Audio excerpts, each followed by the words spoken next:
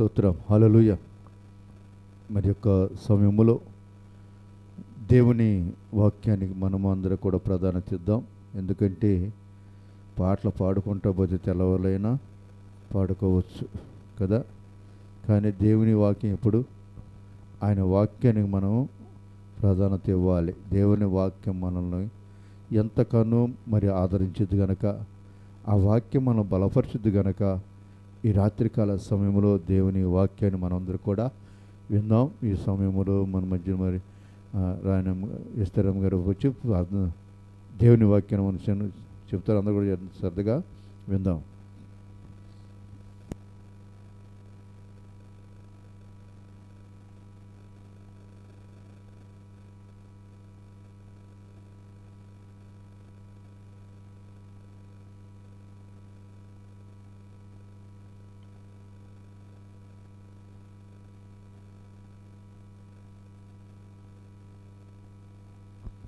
దేవుని స్తోత్రం. నాకు ఈ అవకాశం ఇచ్చిన ఆత్మీయ తల్లిదండ్రులకు నా వందనాలు. ఇక్కడ దైవజనానికి విశ్వాసులకు అందరికి వందనాలు. వాక్యదానం వెళ్ళినట్లయితే అపోస్తలుల కార్యాలు 9వ అధ్యాయం 36వ వచనం చదువుకుందాం. మరియు ఏపేలో తబిత అను ఒక శిష్యురాలు ఉండెను. ఆమెకు భాషాంతరమున దోర్కా అని పేరు. ఆమె సత్క్రియలను ధర్మకార్యములను బహుగా చేసి ఉండెను. దేవుని స్తోత్రం. లేఖన భాగం నిమిత్తం దేవుడు మనతో మాట్లాడే రీతిన చిన్న ప్రార్థన చేసుకుందాం. అందరు కళ్ళు మూసుకుందాం. పరిశుద్ధుడ, ప్రేమగల మా తండ్రి, జీవాధిపతి దేవ, సర్వశక్తిమంతుడా, రాజుకు రాజా, ప్రభుల ప్రభా, అయ్యా నీ పాదల స్తుతులు స్తోత్రాలు చెల్లించుకుంటున్నాం ప్రభా. ఈ సమయంలో ప్రభా పాటలు మీరే మహిమ పొందారని మనం నమ్ముచున్నాం ప్రభా.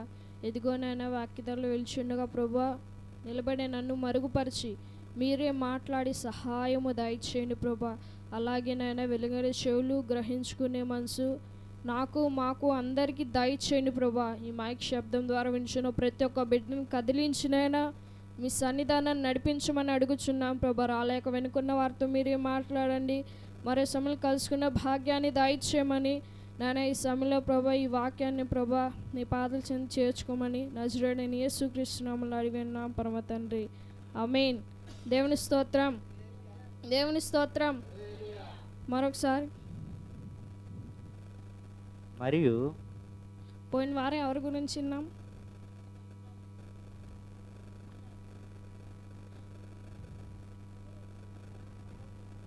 గండ్రాలైన స్త్రీ గురించి విన్నాం. అయితే ఈ సమయంలో మరొకసారి లేఖన భాగం చదువుకున్నట్లయితే అపోస్తలుల కార్యాలు 9వ అధ్యాయం 36వ వచనం. అపోస్తలుల కార్యాలు 9వ అధ్యాయం 36వ వచనం. మరియు ఎప్పేలో తబిత అను ఒక శిష్యురాలు ఉండెను. ఆమెకు భాషాంతరమున దోర్కా అని పేరు.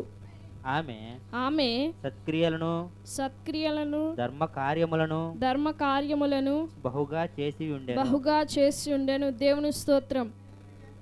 ఇక్కడ ఒక పట్టణం కనబడుతుంది, ఒక ఊరు. ఏ ఊరు అంటే అది ఎప్పే. అయితే ఎప్పేలో తబిత అను ఒక శిష్యురాలు ఉంది. ఎవరంట? ఆమె పేరు ఇక్కడ తబిత. ఆమెకు భాషాంతరము దోర్కా అని పేరు. అయితే ఆమె అంట ఒక శిష్యురాలు ఉండేను. ఆమెకు భాషం దోర్కా అని పేరు. దోర్కా అనగా లేడీ అని అర్థం. దోర్కాకి లేడీ అని అర్థం. అయితే ఇక్కడ ఆమె సత్క్రియలను ధర్మకార్యములను బహుగా చేసి ఉండెను. ఇక్కడ ఒక స్త్రీ కనపడుతుంది మనకి. ఆ స్త్రీ దోర్కా. అయితే ఆమె ఎలా ఉంది? ఆమెకు అక్కడ అర్థం ఉంది దానికి. దోర్కా అని ఫుడ్ నోట్లో ఏమైనా ఉందంటే దోర్కా అనగా లేడీ అంటే ఒక జంతువు. ఆ జంతువు లేడీ అంటే పరిగెత్తిది కదా, జింక. అయితే ఆ లేడీ అట్లయితే గంతులు వేసిద్దు, ఆమె కూడా దేవుని సన్నిధిలో దేవుని యొక్క పనిలో కూడా ఆమె అట్లాగే గంతులు వేసేదిగా ఉండిద్ది. అంటే దేవుడి యొక్క విషయాల్లో త్వరపెట్టి ఆమె చేసేదిగా ఉండిద్ది. మనం అట్లా ఉంటున్నామా? దేవుని పనిలో ఉంటున్నామా? ఏదన్నా పని చేయాలంటే ఉంటున్నాం అంటే త్వరపెట్టి చేయలేకపోతున్నాం. ఇక్కడ దేవుడు ఈ స్త్రీ గురించి మనతో మాట్లాడుతున్నాడు. అయితే ఇక్కడ దోర్కా అంటే దేవుడి శిష్యురాలు, దేవుణ్ణి నమ్ముకుంది, దేవుణ్ణి అంగీకరించింది ఈమె. అయితే దేవుణ్ణి అంగీకరించి దేవునికి శిష్యురాలుగా ఉండెను. అయితే ఆమెకు సత్క్రియలు బహుగా సత్క్రియలు ధర్మకార్యాలు బహుగా చేసి ఉంది. అంటే దేవుని సత్క్రియలు అంటే మంచి క్రియలు. అయితే ఈ బైబిల్లో సత్క్రియలు చేసిన వారు ఎవరున్నారు? మంచి క్రియలు అబిగయలు. అలాగే ఆదికాండం 4వ అధ్యాయంలో నీ సత్క్రియలు చేసినట్లయితే నీ వాకిటి పాపం పొంచి ఉండదా అని దేవుడు సెలవిస్తాడు. ఎవరిని సెలవిచ్చాడు? అక్కడ కయ్యోన్ని సెలవిచ్చాడు. అంటే ఇక్కడ హేబేలు కయ్యోను అన్నదమ్ములు. అయితే వాళ్ళు, ఈ హేబేలేమో గొర్రెల కాపరి, కయ్యోనేమో పొలాన్ని సేద్యం చేసేవాడు. అయితే చేసినప్పుడు ఈ హేబేలు తన మందలోంచి తొలిచూలు పుట్టిన వాడిని దేవుడికి అర్పించాడు. అంటే దేవునికి అర్పణగా తీసుకొచ్చాడు. అలాగే ఈ కయ్యోను కూడా తన పొలంలో మంచి పంటను తెచ్చి దేవునికి కొంచెం తాలు తప్పలు తెచ్చాడు. అయితే దేవుని ఎవరైనా అర్పణ లక్ష్యం చేశాడు? హేబేల్ అర్పణ లక్ష్యం చేశాడు. ఎందుకు? ఆ అర్పణ మంచిది ఉంది హేబేల్ది. ఈ కయ్యోను అర్పణ ఎట్లా ఉంది? తాలు తప్పలు తీసుకొచ్చాడు. అది దేవుడు అంగీకరిస్తాడా? అంగీకరించాల. ఇక్కడ మంచి క్రియలు చేసినవాడు హేబేలు. అయితే చేస్తే నువ్వు మంచి క్రియలు చేసావని హేబేల్ని దేవుడు మెచ్చుకుంటే ఈ కయ్యోనికి అది నచ్చల. కోపం తెచ్చుకున్నాడు. తన తమ్ముడి మీద కోపం తెచ్చుకొని చంపేసిన వాళ్ళలాగా ఉన్నాడు. అప్పుడు దేవుడు ఈ మాట సెలవిస్తుంది, సత్క్రియలు చేస్తా అంటే నువ్వు మంచి చేస్తే, మంచి దేవుని యొద్దకు అర్పిస్తే నీ వాకిటి పాపం పొంచి ఉండదు కదా అని దేవుడు సెలవిచ్చాడు అక్కడ. అలాగే ఇక్కడ మంచి క్రియలు చేసింది. ఇంకా 2 సమూయేలు 25:18 చూసుకుందాం. 2 సమూయేలు 25వ అధ్యాయం 18 చూసుకున్నట్లయితే 1 సమూయేలు 25వ అధ్యాయం 1 సమూయేలు 25వ అధ్యాయం 18 వచనం చూసుకుందాం. అందుకు అబిగయలు నాబాలుతో ఏమీ చెప్పక త్వరపడి 200 రొట్టెలను 2 ద్రాక్షారసపు తిత్తులను వండిన 5 గొర్రెల మాంసమును 5 మానికల వేయించిన ధాన్యమును 100 ద్రాక్ష గెలలను 200 అంజూరపు అడలను గార్ధం బావులను వేయించి దేవుని చాలండి. ఇక్కడ అబిగయలు కనిపిస్తుంది. ఇక్కడ ఈ స్టోరీ ఏంటంటే నాబాల్ దగ్గరికి ఇప్పుడు దావీదు ప్రవక్త ఉన్నాడు. దావీదు ప్రవక్త అతని మనుషులకి ఈ నాబాలు ఆస్తిపరుడు. అయితే ఆస్తిపరుడు అయినప్పటికీ కూడా ఈ నాబాల్ దగ్గరికి తన ప్రవక్త దావీదు తన శిష్యులను పంపించినప్పుడు ఆ పనివారి దగ్గరికి నాబాల్ దగ్గర పంపించి, అయ్యా ఇక్కడ మేము యుద్ధంలో ఉన్నాము, మా దగ్గర ఆహారం అయిపోయింది అని చెప్పి నాబాల్ దగ్గరికి పంపిస్తాడు దావీదు తన యుద్ధ మనుషులతో. అయితే పంపించినప్పుడు ఇక్కడ ఒకప్పుడు నాబాలు దావీదు దగ్గర ప్రార్థన చేస్తూ ఉన్నాడు. అయితే ప్రార్థన చేస్తూ ఆస్తిని సంపాదించుకున్నాడు. తనకు కావాల్సిన ప్రతి ఒక్కరు సంపాదించుకున్నాడు. దేవుడు ఆయనకి ఇచ్చాడు. ఆస్తి ఏది కొరత లేకుండా ఆయనకి ఇచ్చాడు ఒకప్పుడు. అయితే ఆ ఇచ్చిందంతా మర్చిపోయి ఆ నాబాల్ గారు ఎట్లా మాట్లాడాడంటే కఠినంగా మాట్లాడాడు. ఆ దావీదెవడు? నా దగ్గర రావడానికి కారణం ఏంటి? నేను ఇవ్వను అన్నట్టు ఆహారాన్ని అట్లా కఠినంగా మాట్లాడినప్పుడు కూడా అయితే ఆ ప్రజలు పంపించారు కదా, అట్లా పంపించినప్పుడు వెళ్ళిపోయారు వాళ్ళు. కఠినంగా ఇట్లా మాట్లాడుతున్నాడు అయ్యా నాబాలు అని దావీదు గారితో తెలియపరుస్తున్నాడు. తెలియపరిచినప్పుడు అక్కడ దావీదు ఆ నాబాల్ని చంపేద్దామని హతమారుస్తామని అక్కడికి వస్తాడు. వచ్చినప్పుడు వస్తున్న సమయాల్లో ఇదంతా ఎవరికి తెలిసిద్ది? తన భార్య అయిన అబిగైల్ తెలిసిద్ది. నాబాల్ భార్య ఎవరు? అబిగైలు. అయితే ఆ పనివారు, అంటే వాళ్ళ దగ్గర పనివారు ఉంటారు కదా, వారితో పనివారు వచ్చి ఇట్లా యజమాని, మన యజమానుడి దగ్గరికి ఇట్లా దావీదు పంపించిన ప్రజలు వచ్చారు, 2 మనుషులు వచ్చారు, వారికి ఆహారం అయిపోయిందంట, వారు యుద్ధంలో ఉన్నారు, ఆకలిగా ఉన్నారంట, మన యజమానుడు కఠినంగా మాట్లాడమని పంపించేశారు, వాళ్ళు వెళ్ళిపోయారని చెప్పి ఇట్లా మాట్లాడే సమయానికి ఇక్కడ అబిగైల్ ఆలస్యం చేయలేదండి. ఆలస్యం చేయలేదు ఇక్కడ. అందుకు అబిగైల్ నాబాలుతో ఏమీ చెప్పక, అంటే భర్తతో కూడా ఏం చెప్పకుండా త్వరపడి లేచి 200 రొట్టెలు దేవుని సన్నిధికి తీసుకెళ్తుంది. ఏమి తీసుకెళ్తుంది?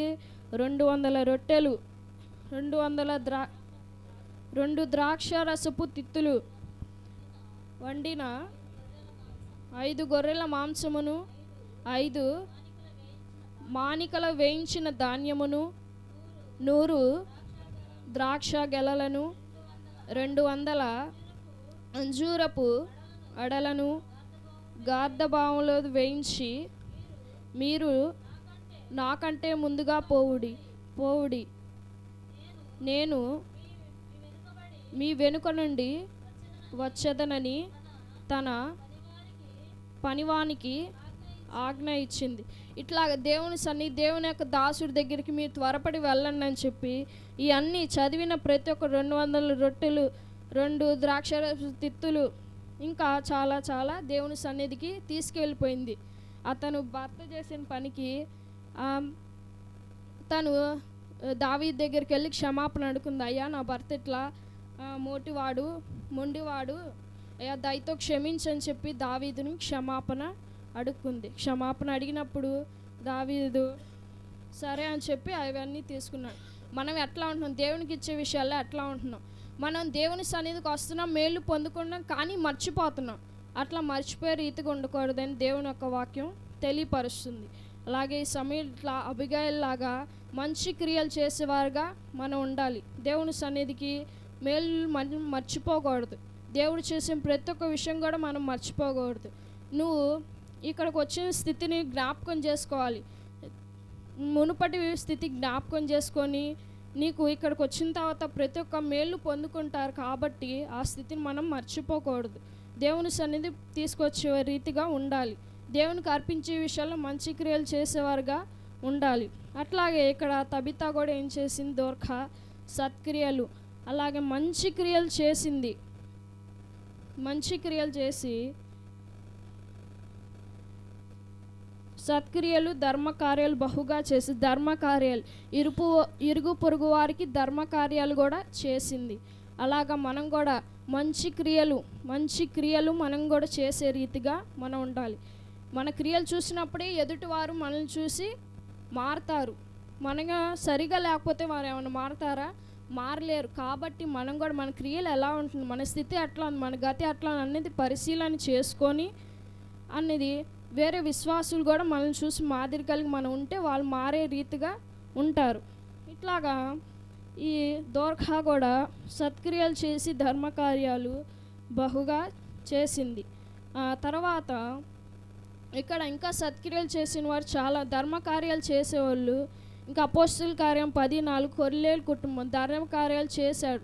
కొర్నేలు దేవుని యందు భయభక్తులు కలిగి కొర్నేలు కుటుంబం అంతా ఆశీర్వదింపబడి ధర్మకార్యాలు బహుగా చేసేవాడు ఆయన.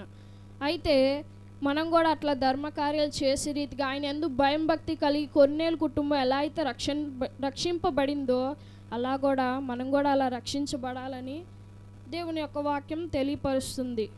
అలాగే ఇక్కడ ఈ శిష్యురాలు కూడా దేవుని యొక్క శిష్యురాలు ఈ దోర్ఖా గారు. అయితే శిష్యురాలు అనబడింది ఇక్కడ మంచి క్రియలు చేసింది, అలాగే ధర్మకార్యాలు బహుగా చేసిద్దంట. తర్వాత 37వ వచనం చూసుకుందాం. ఆ దినముల అందామే కాయలాపడి చనిపోగా వారు శవమును కడిగి మేడగదిలో పరుండబెట్టిరి. లూద్దు ఎప్పేకు దగ్గరగా ఉండుట చేత పేతురు అక్కడ ఉన్నాడని శిష్యులు విని అతడు తడవు చేయక తమ యొద్దకు రావలెనని వేడుకొనుటకు ఇద్దరు మనుష్యులను అతని యొద్దకు పంపిరి. దేవుని స్తోత్రం. ఇక్కడ ఒక దినాన ఆమె కాయిలా పడి అంటే రోగం వచ్చి చనిపోయిందంట. అయితే ఆ శవాన్ని బాగా కడిగి మేడగదంటే దేవుని మందిరాన్ని తీసుకొచ్చారు. పాతి పెట్టడానికి తీసుకెళ్ళాలి. దేవుని యొక్క మందిరాన్ని తీసుకొచ్చారు. ఎందుకు తీసుకొచ్చారు ఆ మందిరానికి? ఈమె ఇట్లా మంచి క్రియలు చేసిద్ది, ఈమె ఇట్లా ధర్మకార్యాలు చేసిద్ది, ఈమె చనిపోవడం ఏంటి, ఈమె రోగాన్ని పడడం ఏంటి అని చెప్పి ఆమె శుభ్రంగా కడిగి దేవుని సన్నిధానానికి తీసుకొచ్చారు ఆమెను. అయితే తీసుకొచ్చినప్పుడు శవం కడిగి తీసుకొచ్చారు. అయితే లూద్దా ఎప్పై దగ్గరగా ఉండుట చేత పేతురు అక్కడ పేతురు ఎవరు? దైవజనుడు. అయితే దైవజనుడు ఎక్కడున్నాడు? లూద్దా పట్టణంలో ఉన్నాడని తెలిసి శిష్యులు విని తడవు చేయక ఆలస్యం చేయక తమ యొద్దకు రావాలని వేడుకొనుటకు ఇద్దరు మనుషులను అతని యొద్దకు పంపిరి. ఇద్దరు శిష్యులు వెళ్ళి ఆ దేవుని యొక్క దాసుని తీసుకొచ్చారు. అయ్యా ఇట్లా శిష్యురాలు చనిపోయింది అని చెప్పి ఆ దైవజనుడి దగ్గరికి దైవజనుడి దగ్గరికి వెళ్ళి ఆ దైవజనుని తీసుకొచ్చారు. అయితే ఆ దైవజనుడు పేతురు రాగానే వారితో కూడా వెళ్ళి అక్కడ చేరినప్పుడు వారు మేడగదిలోనికి అతనిని తీసుకొని వచ్చిరి. విధవరాండ్రందరూ వచ్చి ఏడ్చుచు దోర్ఖా తమతో కూడా ఉన్నప్పుడు కుట్టిన అంగీలును వస్త్రములను చూపుచు అతని ఎదుట నిలిచిరి. దేవుని స్తోత్రం. ఇక్కడ దేవుని యొక్క దాసుడు పేతురు గారు వచ్చేసారు. అయితే వారు వచ్చినప్పుడు ఆ మేడగదిలోనికి దేవుని యొక్క మందిరానికి వచ్చారు. అయితే వచ్చినప్పుడు అతని లోపల తీసుకొచ్చారు. దేవుని యొక్క దాసుడిని తీసుకొచ్చారు మందిరంలోకి. అక్కడ ఎవరున్నారు? విధవరాండ్రందరూ ఉన్నారు. అయితే ఆ విధవరాండ్రందరూ వచ్చి ఏడ్చుచు దోర్ఖా తమతో కూడా ఉన్నప్పుడు కుట్టిన అంగీలును వస్త్రములను చూపుచు అతని ఎదుట నిలిచిరి. అంటే ఇరుగు పొరుగు వారిని ఎంతో ప్రేమించిద్దని ఇక్కడ మనకు తెలుస్తుంది. అయితే వచ్చి ఏడుస్తున్నారంట. మనం కూడా అట్లాగే ఎవరైనా మన సమీపంగా మనకు కావాల్సిన వారు ఎవరైనా చనిపోతేగా మనం ఇట్లాగే ఏడుస్తాం. వాళ్ళు ఏదైనా మంచిగా ఏమన్నా ఉన్నప్పుడు మాట్లాడింది కూడా మనం అట్లా మాట్లాడతాం కదా. అట్లా ఈమె కూడా ఇరుగు పొరుగు వారితో మంచిగా ఉండిద్ది కాబట్టి మంచి పేరు సంపాదించుకుంది కాబట్టే ఇంతమంది జనాలు వచ్చారు. ఆమెకి వచ్చి మంచిగా మాట్లాడుకుంటున్నారు. అయితే దోర్ఖా తమతో ఉన్నప్పుడు అంటే ఆమె మున్పడి ఎట్లా ఉందో అట్లా ఆమె ఇక్కడ మిషన్ కుట్టేది ఉంది. ఆమె వృత్తి ఏంటిది? మిషన్ కుట్టేది. కానీ ఇక్కడ ఆత్మీయసారంగా చూసుకున్నట్లయితే ప్రార్థన చేసిద్ది. అయితే ప్రార్థన చేసిద్ది. ఇక్కడ కుట్టిన అంగీలు ఎవరు వేసుకుంటారండి? మగవారు వేసుకుంటారు. దేవుని యొక్క దాసుల నిమిత్తం కూడా ప్రార్థన చేసిద్ది. అంగీలు ఎవరు వేసుకుంటారు? దేవుని యొక్క దాసులు. అయితే దేవుని యొక్క దాసుల నిమిత్తం బహుగా ప్రార్థన చేసిద్ది. అంగీలు అంటే వేసుకునే వాళ్ళు ఎవరు? దేవుని యొక్క దాసులు అంగీలు వేసుకుంటారు కాబట్టి దేవుని యొక్క దాసులు వాళ్ళ కుటుంబం నిమిత్తం కూడా బాగా ప్రార్థన చేసిద్ది. అయితే ప్రార్థన చేసి వేరే వస్త్రములు అంటే ఇతరుల గురించి కూడా ఆమె ప్రార్థన చేసింది. మనం కూడా అలా చేస్తున్నాం. దేవుని యొక్క దాసుల నిమిత్తం ప్రార్థన చేస్తున్నామా? వాళ్ళ కుటుంబం నిమిత్తం ప్రార్థన చేస్తున్నామా? చేయలేకపోతున్నాం. ఇక్కడ దోర్ఖా అయితే ప్రతి ఒక్కరి నిమిత్తం అంటే దేవుని యొక్క దాసుల నిమిత్తం అలాగే సంఘాల నిమిత్తం అందరి నిమిత్తం కూడా ప్రార్థన చేసిద్ది. ఇక్కడ ప్రార్థన చేసింది వాళ్ళ వస్త్రాలు చూపుచు అంటే అందరు కూడా ఎట్లా అయ్యా ఆ గురించి ప్రార్థన చేస్తున్నారు. ఆ వస్త్రాలు చూపించడం అంటే ఆ నిమిత్తం ప్రార్థన చేస్తున్నారు. అయ్యా ఈమె దాసుల నిమిత్తం ప్రార్థన చేసేది కదయ్యా, సంఘం నిమిత్తం ప్రార్థన చేసేది కదా, ఏమి చనిపోవడం ఏంటని చెప్పి అందరు అక్కడ ప్రార్థన చేస్తున్నారు. అయితే చూపిస్తూ పేతురు అందరూ వెలుపలికి పంపి మోకాళ్ళుని ప్రార్థన చేసి శవము వైపు తిరిగి తబిత లెమ్మనగా ఆమె కన్నులు తెరచి పేతురును చూచి లేచి కూర్చుండెని. దేవుని స్తోత్రం. యేసు ప్రభువారి తర్వాత మొదటి పునరుద్ధానము ఈమెదే. ఈమె చనిపోయి లేవడం అనేది ఎంత ఆశ్చర్యకరం. ఇట్లాగా మనం కూడా దేవుని యందు విశ్వాసం కలిగి భయభక్తులు కలిగి ఉంటే మనం కూడా ఒక దినాన మనం కూడా చనిపోతాం. అలా పైకి లేపబడతాం. మనం దేవునితో మనం చేర్చబడతాం. ఇలాగా మనం కూడా ఈ తబితాలాగా విశ్వాసం కలిగి భక్తి కలిగి మనం కూడా జీవించాలని దేవుని లేఖనం తెలియపరిచి, ఇక్కడ పేతురు వెళ్ళి ఆ లోపలికి వెళ్ళి మోకరించి ఆ శవం దగ్గర మోకరించి ప్రార్థన చేసే మోకాల ప్రార్థన చేశాడు దేవుడి యొక్క దాసుడు. అయ్యా, నీ అందు భయం భక్తులు గల స్త్రీ ప్రభువా, నీ అందు ఇక్కడ దాసుల నిమిత్తం ప్రార్థన చేసేది ప్రభువా, ఈ స్త్రీ చనిపోవడం ఏంటి, ధర్మకార్యాలు చేసేది కదా, మంచి క్రియలు చేసేది కదా, ఇట్లా జరగడం ఏంటని చెప్పి మోకాళ్ళని ప్రార్థించాడు ఆ దేవుని యొక్క దాసుడు ప్రార్థన చేయగానే తబితా లవమనగా ఆమె కన్నులు తెరిచి పేతురు చూచి లేచి కూర్చుంది. అప్పుడు ఆమె చెయ్యిచ్చి లేవనెత్తి పరిశుద్ధుల విధవరాండను పిలిచి ఆమెను సజీవురాలిగా వారికి అప్పగించెను. ఇది అప్పే అందట తెలిసినప్పుడు అనేకులు ప్రభువునందు విశ్వాసముంచిరి. పేతురు ఎప్పేలో సిమోనును ఒక చర్మకాను ఎదు బహుదినములు నివసించి, ఇక్కడ లేచినప్పుడు అందరూ విశ్వసించారు, దేవుని యందు విశ్వసించారు.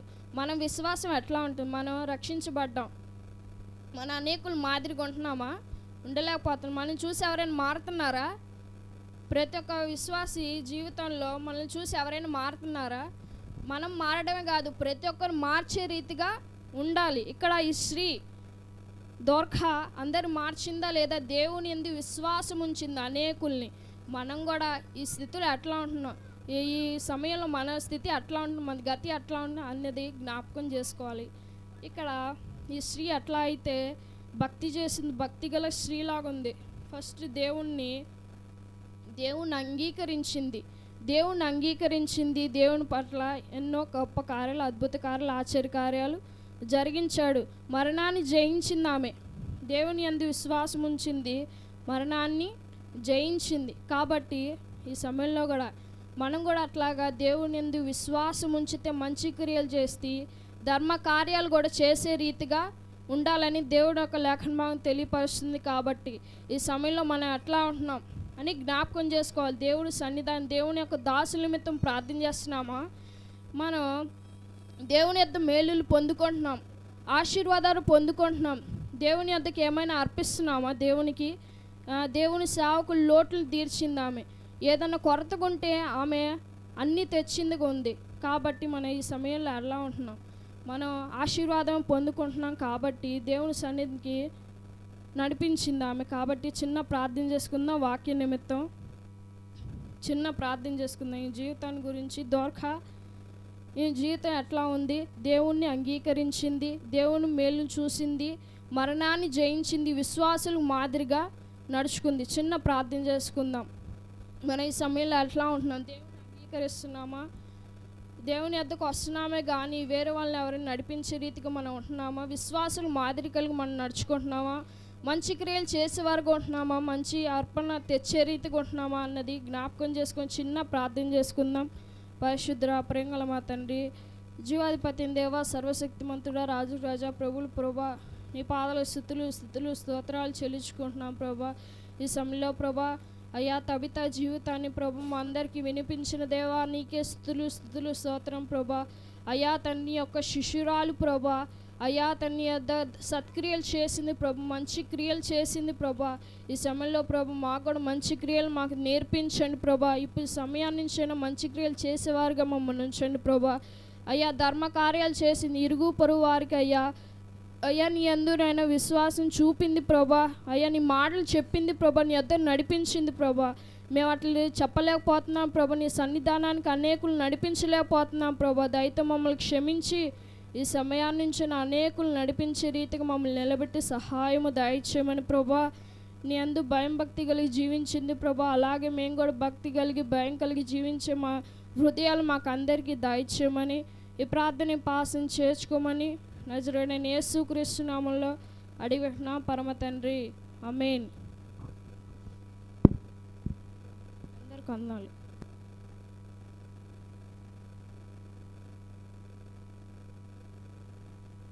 దేవునికి స్తోత్రం.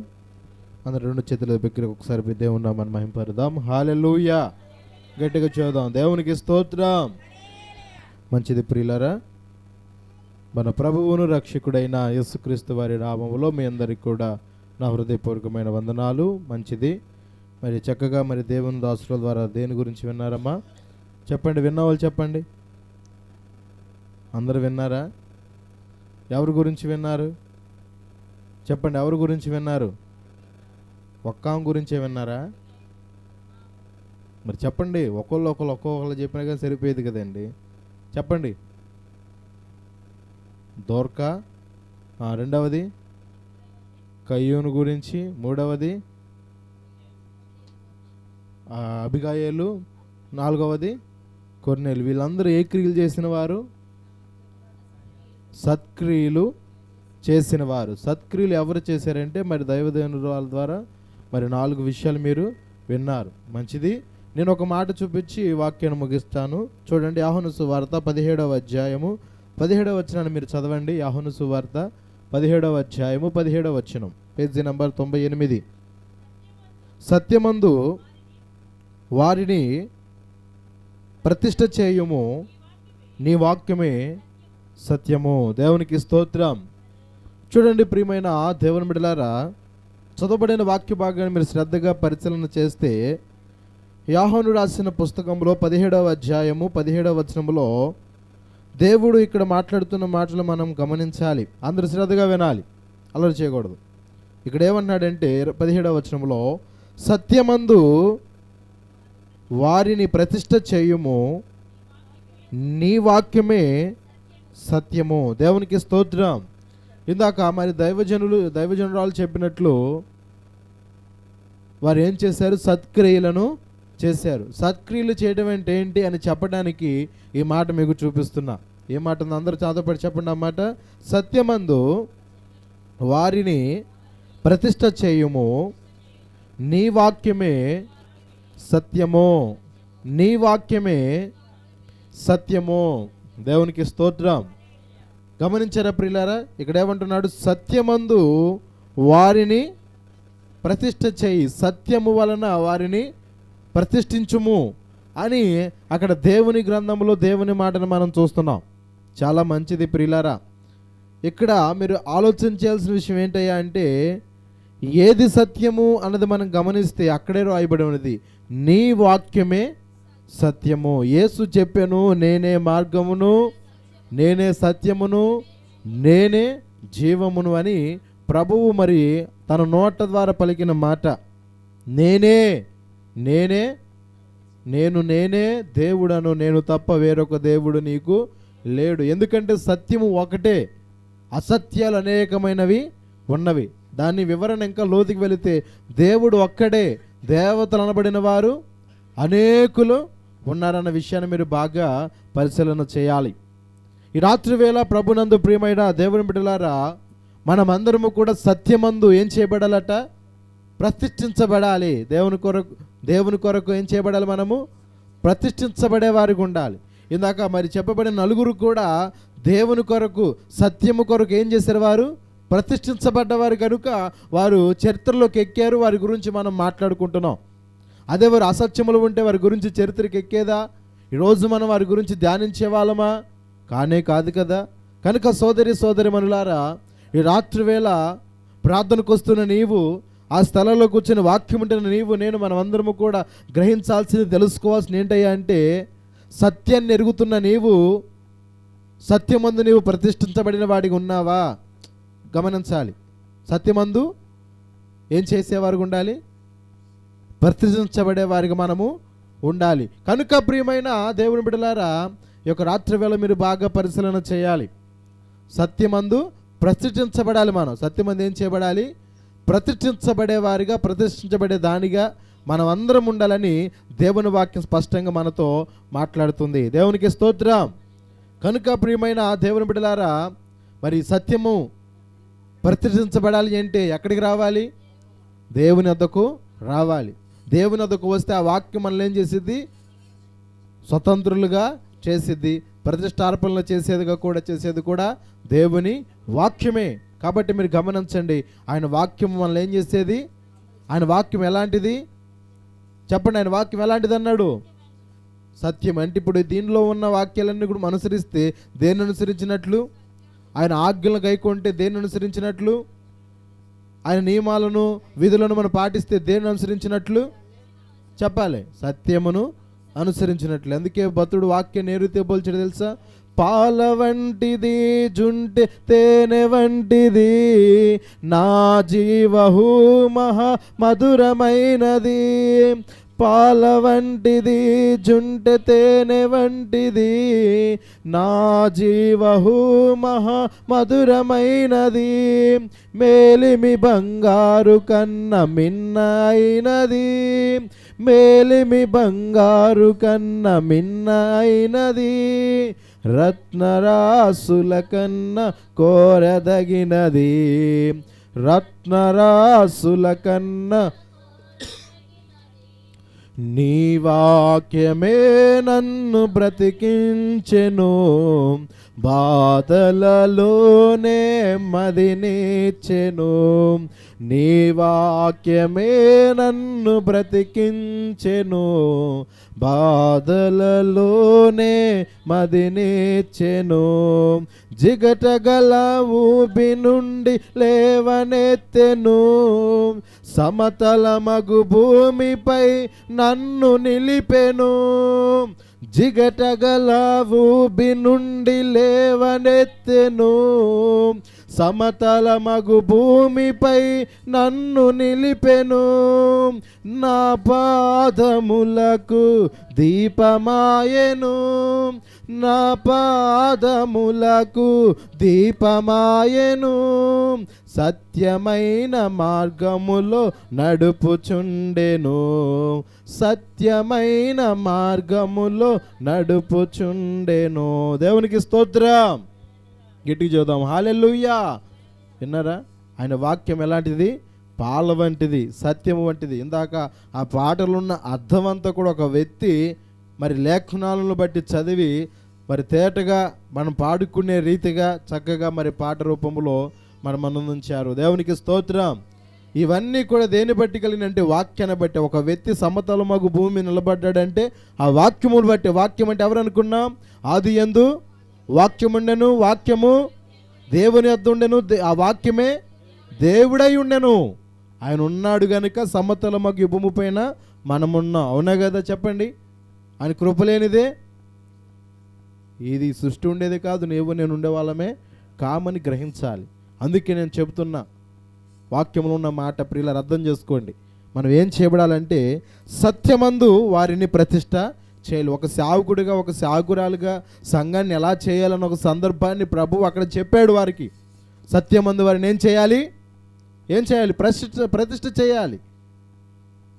ఈనాడు ప్రతిష్ఠ గురించి చూస్తే గృహ ప్రతిష్టలో, దేవాలయ ప్రతిష్టల గురించి కాదు కావాల్సింది. ఇక్కడ ఒక వ్యక్తిగా నీవు సత్యమందు ఏం చేయబడాలట? ప్రతిష్ఠ చేయబడాలి. అర్థమవుతుందా? ఒక వ్యక్తిగా నీవేం చేయబడాలి? ప్రతిష్ఠ చేయబడాలి.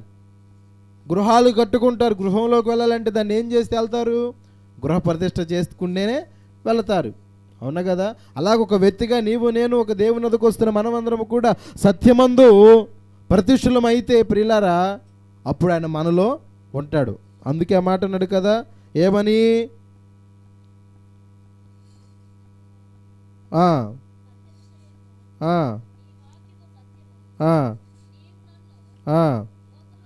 నీవు నన్ను లోకమునకు పంపిన ప్రకారమును నేనును వారిని లోకమునకు పంపితిని, వారును సత్యమందు ప్రతిష్ఠ చేయబడినట్లు వారి కొరకై నన్ను ప్రతిష్ఠిత చేసుకొనుచున్నాను. చాలు. దేవునికి స్తోత్రం.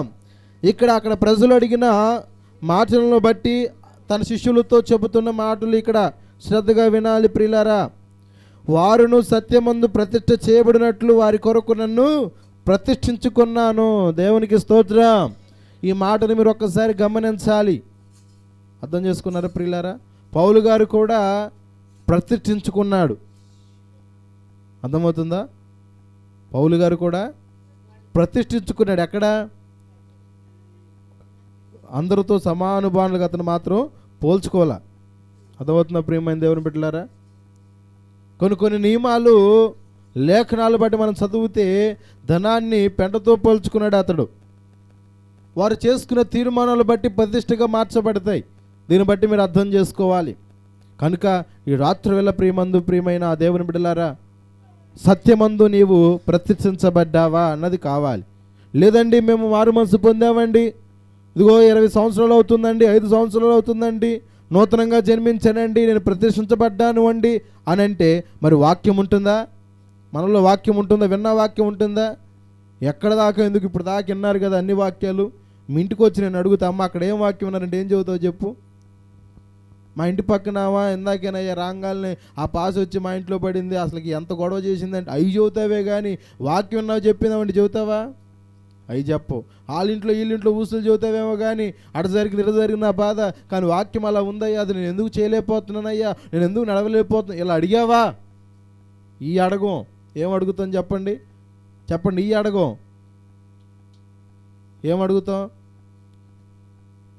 ఏమడుగుతాం? నాతోనే ముందు పెట్టుకోకపోతే ఏమయ్యి?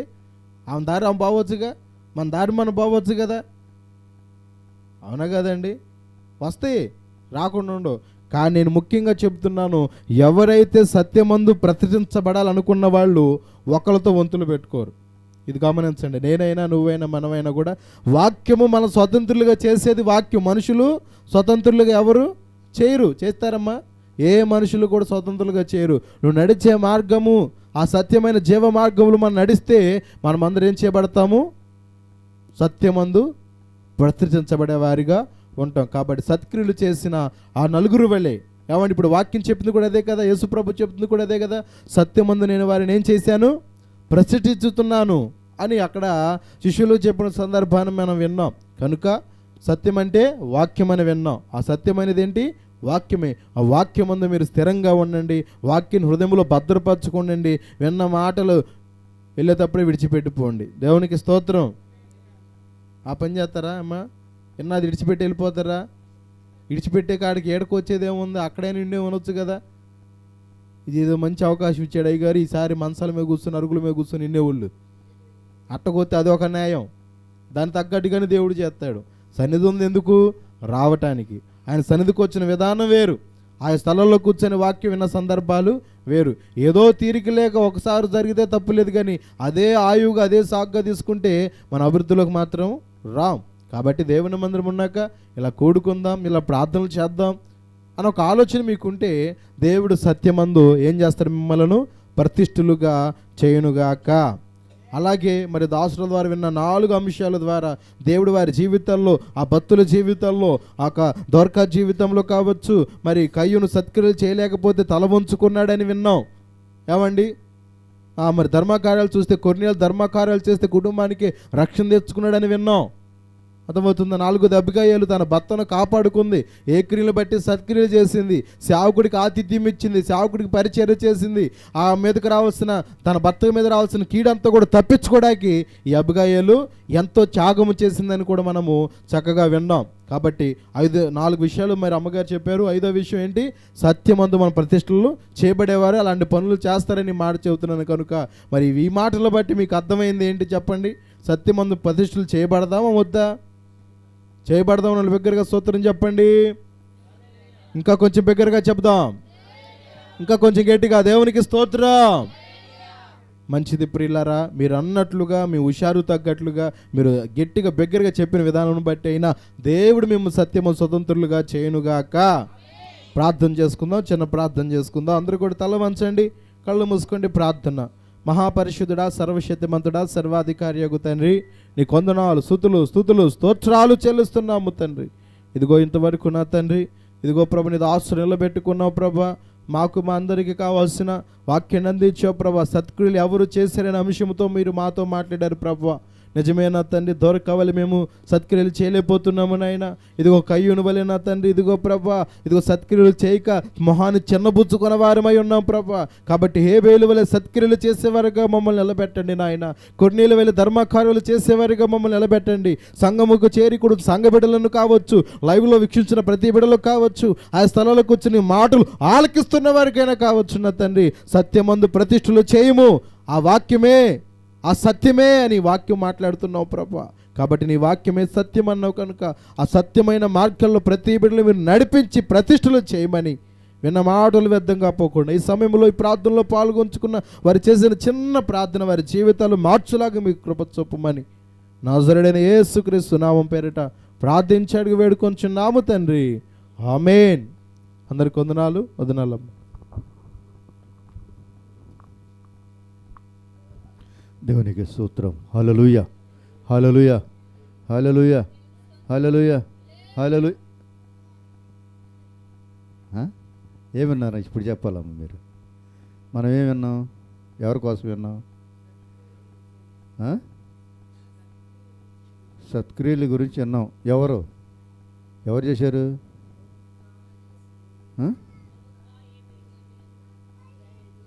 ఇద్దరు ముగ్గురే చెబుతుంది. దేవునికి స్తోత్రం. ఎందుకంటే దేవుని మాటలు మన హృదయంలో ఎవరు చేశారు, ఎవరు మాట్లాడారు అనేది మన గుర్తులో పెట్టుకోవాలి, మన హృదయంలో భద్రపరుచుకోవాలి. కనుక ప్రేమనంది బిడ్డలారా, ప్రతి ఒక్కరు ఏం చేయాలంట? ఏం చేయాలి? సత్క్రియలు చేయాలి, మంచి చేయాలి. ప్రతి ఒక్కళ్ళు కూడా ప్రభు ఉన్నాడు చెప్పండి. నీకు 2 వస్త్రాలు ఉన్న ఎడలా ఒక వస్త్రము లేని వారికి ఇవ్వమన్నాడా లేదా? మనం ఇస్తామా? నిజంగా చెప్పండి, ఇస్తామా? ఆమె ఎట్టొచ్చింది? ఆమె ఎలా చేసింది సత్క్రియలు? మంచి క్రియలు చేసిందా లేదా? మరి మనందుకు చేయలేకపోతున్నాం? ఆలోచన చేయండి. ఎందుకంటే ప్రేమంది బిడ్డ, అది ఇచ్చటమే, ఎదటి వారికి ఇచ్చిందే, ఎదటి వారిని ప్రేమిస్తేనే మనకు దీవెన, ఆశీర్వాదం అని వాక్యం మేము విన్నాం. దేవునికి స్తోత్రం. మరి ఈ సమయంలో ప్రార్థన చేసుకుందాం. అందరూ కూడా తల వచ్చి కళ్ళు ముచ్చటతో ప్రార్థన చేసుకుందాం. మహాపరిశుద్ధుడా, ప్రేమగల దేవా, నీ ఘనమైన పాదాలు వందనాలు, స్తుతులు, స్తోత్రాలు ప్రభా. ఇప్పుడు తండ్రి, ఇదిగో నాయన, నీ దాసుని మీరు నిలబెట్టి మీరు వాడుకున్న విధానం బట్టి నీకు వందనాలు, స్తుతులు, స్తోత్రాలు ప్రభా. నీ మాటలు అద్భుతమైనవి, నీ మాటలు ఆశ్చర్యకరమని ప్రభా. ఇదిగో తండ్రి, పరిశుద్ధ గ్రంథములో ఎవరు సత్క్రియలు చేశారో నువ్వు తెలియపరిచి ఉన్నావు. ఈ రాత్రికాల సమయంలో ఇన్న ప్రతి బిడ్డను ప్రభా, నీ వాక్యమైన ప్రతి కుటుంబాన ప్రభా నీ చిత్తలో జ్ఞాపకం చేసుకొని వారు కూడా ప్రభా సత్క్రియలు, ఎదటి వారికి సత్క్రియలు, మంచి క్రియలు చేసి వారు కూడా ప్రభా దీవెనకరంగా, ఆశీర్వాదకరంగా మీరు మార్చి సహాయము దయచేయండి నా తండ్రి. ఈ సమయంలో ప్రతి బిడ్డ పేరు జ్ఞాపకం చేసుకొని మీరే దీవించి ఆశీర్వదించమని అయ్యా. తండ్రి, ఈ స్థలంలో ఉన్న ప్రతి కుటుంబాలని, అలాగే గ్రామంలో ప్రతి కుటుంబాలని, నీ వాక్యం ఉన్న ప్రతి కుటుంబాలను ప్రభువా మీరే పేరు దీవించండి. అలాగే లైవ్లో చూస్తున్న ప్రతి కుటుంబాలను మీరు దీవించి ఆశ్రయించమని, నీ నామానికి మహిమ, ఘనత, ప్రభావాలు పొందమని మా రక్షణ యేసుక్రీస్తు నామములో అడిగి వేడుకొస్తున్నా మా తండ్రి.